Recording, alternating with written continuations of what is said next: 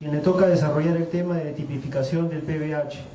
El doctor Arias Estela es director del Instituto de Patología Arias Estela, es miembro de la Academia Americana de Patología y es miembro de la Academia Peruana de Patología. Dejo con ustedes al doctor Arias Estela. Tardanza, pues, una descoordinación de parte mía de mi mano ahora. Bueno, les voy a hablar sobre los marcadores moleculares en papilomavirus humano. Y humano esta vez ocurrió en Montreal, o sea que tengo alguna información reciente interesante. Es ya sabido, la siguiente por favor, que el manejo y la prevención del cáncer de cuello uterino va a cambiar definitivamente en los próximos años, y ya está cambiando en muchos países europeos e inclusive en México, donde se ha tomado como una campaña con apoyo del Estado de realizar los tamizajes para cáncer de cuello uterino a través de pruebas de ADN. De hecho, ya está ampliamente demostrado, y lo han demostrado innumerables trabajos, que el ADN es mucho más sensible que la citología en el tamizaje, en el screening primario y en el seguimiento post-tratamiento de los pacientes con infección por PVH, con neoplasias intraepiteliales cervicales y con carcinoma. La siguiente. Las pruebas moleculares se han desarrollado en el área de cáncer de cuello uterino debido a la facilidad que tenemos para detectar el ADN viral, ¿no? Y esto ha permitido probar una serie de test, entre los cuales destacan la hibridización in situ, se ha realizado por Western Blot, inmunistoquímica, PCR. De todas estas, la siguiente, la evidencia epidemiológica en los últimos años ha demostrado que la captura de híbridos y el PCR son las pruebas más sólidas para la determinación del ADN del PVH, ¿no? E inmunistoquímica ha cobrado una gran importancia, y les voy a mostrar ahora, sobre todo en este último congreso, por el desarrollo de algunas proteínas interesantes. La siguiente. Solo para recordar, y como ya probablemente han revisado la fisiopatología, ya sabemos que el papilomavirus humano infecta las células del epitelio escamoso y infecta en aquellas áreas donde hay alguna lesión, erosión o hay un daño celular. Se ha demostrado que el papiloma virus humano se anida a nivel de la capa basal. En un inicio se pensaba que infectaba las células basales, pero se ha demostrado recientemente que el virus no va a la célula basal misma, sino se une a la membrana basal. En esa membrana basal se anida por un tiempo y se une a unas protogluteínas glicosiladas, y desde allí es que recién infecta a la célula basal. Y la infecta en el camino cuando las células migran para la reparación de ese daño que ha ocurrido. En esa migración es que el virus aprovecha e infecta primero la membrana celular de la célula basal, y luego ya se hibridiza con el material nuclear de la misma célula, alterando una serie de proteínas en la misma célula y eventualmente ocasionando los daños, los cambios morfológicos conocidos como displasia. En esa infección y en esa hibridización con las células escamosas, la siguiente, hay dos proteínas que son importantes remarcar. La E6 y E7. Estas dos proteínas virales van a anular e interferir con un gen que es el retinoblastoma, y eso va a hacer que se sobreexprese una proteína del ciclo celular que es el P16.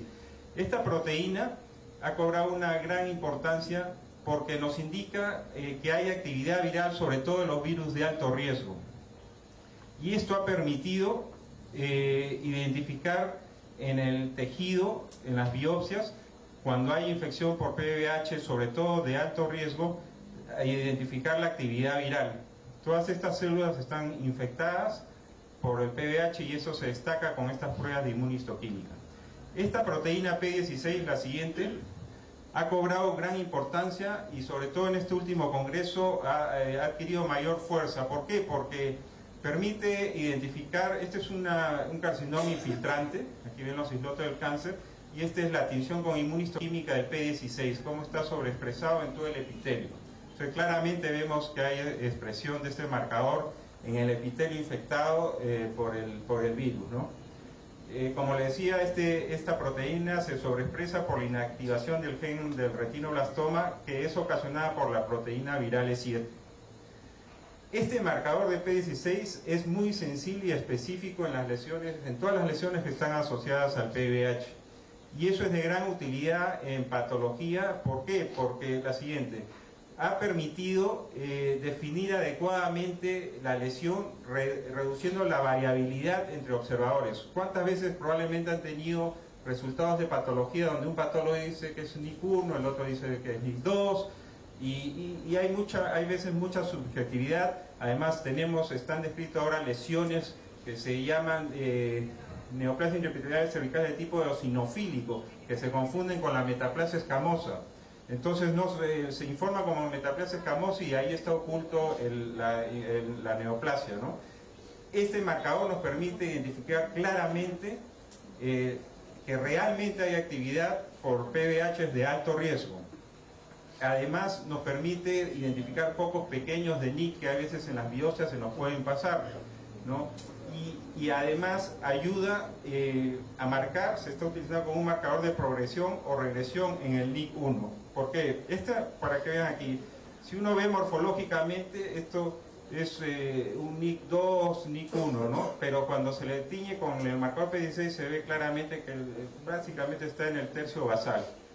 Muchas veces tenemos lesiones de NIC1 que son P16 negativo. ¿Eso qué significa? Que lo más probable es que esa lesión regresione. Y se está usando ahora este marcador justamente para eso en el seguimiento de las lesiones de NIC1. Porque es importante, porque se ha venido sobretratando mucho esta paciente de NIC1 y como ya se ha dicho claramente, esta paciente se pueden observar y seguir durante un par de años porque la mayoría va a regresionar y eso está demostrado. Y además no solo eso, en este último congreso en Suecia se siguieron pacientes inclusive de NIC2 por más de 2 años, ¿no? Y a ese nivel, sobre todo en esos países donde sí pueden seguir adecuadamente a sus pacientes, es que se está llegando a conocer muy bien la fisiopatología de la neoplasia intraepitelial cervical por PBH. Entonces esta proteína P16 ha cobrado gran importancia. Nosotros ya la venimos haciendo desde hace un par de años, pero realmente ha cobrado mucha fuerza, sobre todo por los trabajos expuestos en este último congreso. También, la siguiente, se utiliza en los casos de citología dudosa. Muchas veces tenemos papanicolaos de pobre celularidad o con mucha inflamación y donde encontramos 2 o 3 células atípicas. Con le podemos hacer P16 y miren cómo lo resalta. Claramente se identifica que hay infección por PBH de alto riesgo. Esto nos es útil en esos casos de pobre celularidad, en los casos de pacientes con hipoestrinismo, que muchas veces morfológicamente es muy difícil definir para el citopatólogo o citólogo si esto es una célula atípica o no. Con el P16 la podemos identificar claramente y obviamente en todos los casos de ASCOS, ¿no? Es más, ahora hay una casa comercial que está desarrollando una doble coloración de P16 con Ki67, que es un marcador de proliferación, para usarlo en el tamizaje de cuello uterino, ¿no? Y todas esas son cosas que van a venir en los próximos años y que ya son una realidad acá y las podemos hacer acá en el Perú. Otra de la siguiente, de las pruebas que ya muchos conocen y es la prueba, digamos, que se considera de oro en la identificación del papilomavirus humano, es la captura de híbridos. La captura de híbridos es una técnica de hibridización in situ. Es una técnica molecular y es una técnica relativamente sencilla, bastante segura y de muy alta sensibilidad para la identificación.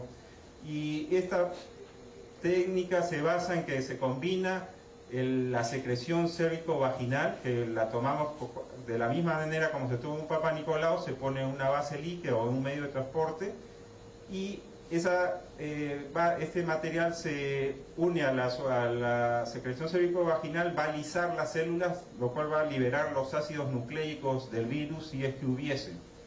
Ese virus se va a hibridizar, o sea, se une con con ARN que está previamente marcado, ¿no? Y esto a su vez, la siguiente, se va a unir a una fosfatasa alcalina que viene unida a una molécula de dioxetano, que es una sustancia quimioluminiscente. Esto con una reacción enzimática se rompe y emite luz. Esa luz se lee en el luminómetro y nos va a dar un valor en unidades relativas de luz, ¿no? Eso lo hace la computadora y nos da un resultado. La siguiente, en la actualidad, con la captura híbrida podemos detectar los virus de bajo riesgo cuando se solicita para bajo riesgo y los de alto riesgo.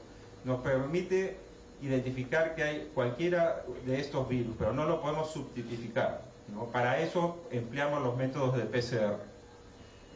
La captura de híbridos, la siguiente, se informa de esta manera, ¿no? Estos son los de bajo riesgo y los de alto riesgo.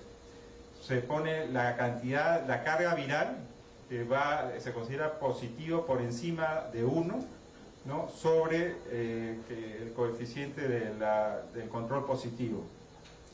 Entonces, cualquier valor superior a 1 indica presencia del ADN del virus de papiloma humano. La siguiente. Este es un ejemplo de una paciente donde se le hizo